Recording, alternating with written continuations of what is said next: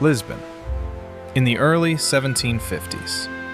If you stood on the shores of the Tagus River back then, you would be looking at the wealthiest port in Europe, a city glittering with the gold and diamonds of the New World.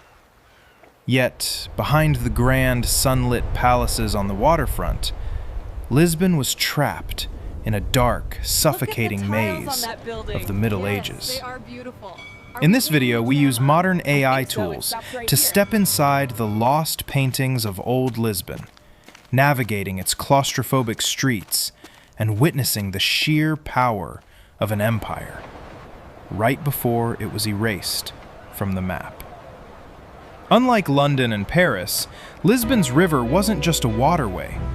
The Tagus was a vast, deep-water estuary, opening directly into the wild Atlantic. At the water's edge stood the Ribeira Palace, the magnificent seat of the Portuguese kings.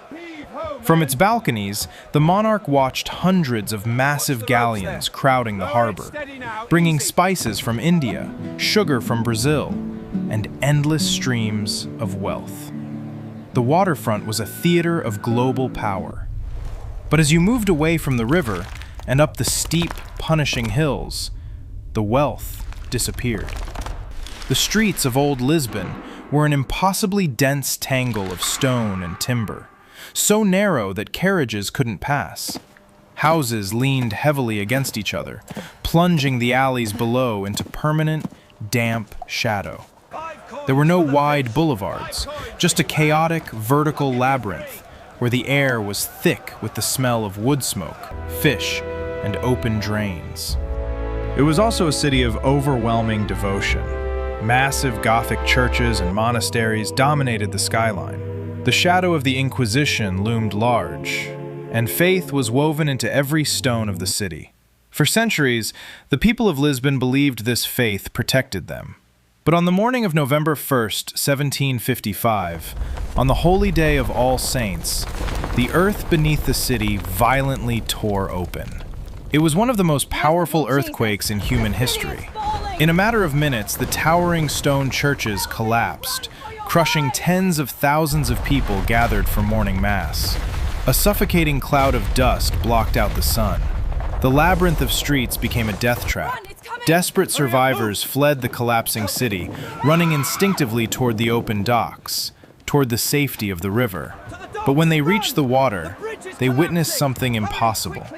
The vast Tagus River was retreating. The water was being sucked out into the Atlantic, exposing the muddy floor and the forgotten wrecks of sunken ships. And then, roughly 40 minutes after the quake, the horizon turned white.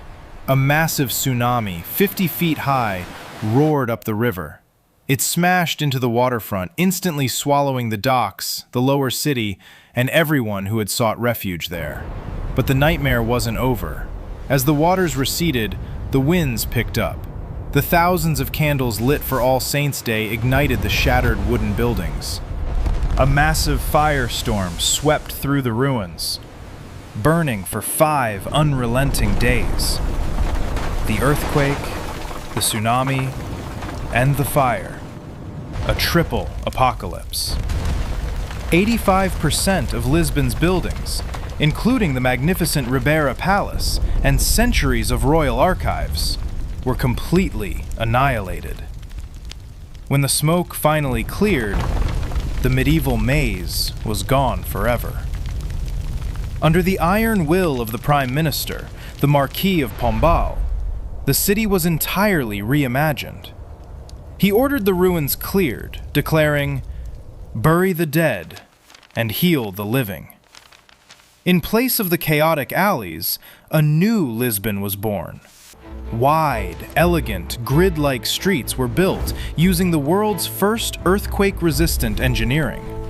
A triumph of the Enlightenment, rising directly from the ashes.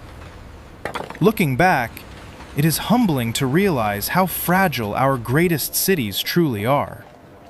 The Lisbon we walk through today was forged in the fires of its darkest hour. If there's another historic city, another forgotten era you'd like to see brought back to life, let me know in the comments. Thanks for watching.